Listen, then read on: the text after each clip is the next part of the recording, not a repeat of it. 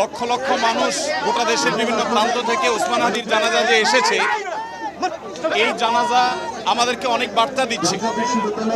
বাংলাদেশ তৃষ্ণার্ত পাখির মতো অপেক্ষা করছে এমন কিছু মানুষের, যে মানুষগুলো এদেশের স্বাধীনতা সার্বভৌমত্বের জন্য, ইনসাফ এবং ন্যায় বিচার প্রতিষ্ঠা করবার জন্য, জনগণের অধিকার আদায় করার জন্য নিজের সর্বোচ্চ শক্তিকে যারা আল্লাহর রাহে কোরবান করবে, এরকম কিছু তরুণের জন্য গোটা দেশের মানুষ অপেক্ষা করছে। সেই তৃষ্ণা আমরা কিছুটা হলে অনুভব করেছি হাদির জানাজার মধ্যে, এত লক্ষ লক্ষ মানুষের এই উপস্থিতির মধ্য দিয়ে। আমরা শুধু একটি কথাই বলতে চাই, আমাদের আরো হাজার হাজার শত শত হাদির প্রয়োজন, আমাদের ঘরে ঘরে হাদির প্রয়োজন। আমরা যারা এখানে এসেছি, ওসমান হাদির এই চেতনা, তার আদর্শ এবং তার যে সততা, তার যে নিষ্ঠা, এটাকে যদি আমরা ধারণ করতে পারি, আমরা যদি তারুণ্য ধারণ করতে পারি, তাহলে আমাদের বাংলাদেশ ভিন্ন এক বাংলাদেশে পরিণত হতে পারে। বিশ্বের মানচিত্রে আমাদের মাথা আমরা উঁচু করে দাঁড়াতে পারি।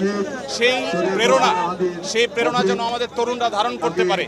হাদির আদর্শকে যেন আমরা প্রত্যেকে বুকে ধারণ করতে পারি এবং আমাদের প্রিয় স্বদেশকে, এদেশের স্বাধীনতা, সার্বভৌমত্ব, ন্যায় বিচার, এদেশের উন্নতি অগ্রগতির জন্য আমরা সবাই যেন যার যার জায়গা থেকে সর্বোচ্চ শ্রম, মেধা, জীবন, যৌবন সব আমরা প্রমাণ করতে পারি। সেই শিক্ষা যেন আমরা ধারণ করতে পারি, এটাই হলো একমাত্র চাওয়া।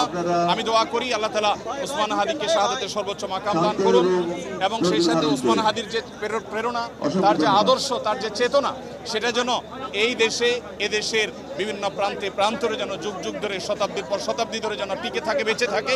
স্বাধীনতা সার্বভৌমত্বকে ধারণ করবার মতো তারুণ্য যেন আমাদেরকে আরও উজ্জীবিত করে, আরও অনুপ্রাণিত করে। আমরা আরও বহু ওসমান হাদি আল্লাহর কাছে কামনা করি এবং ওসমান হাদির জান্নাতবাসী হওয়ার জন্য আমরা দোয়া করি।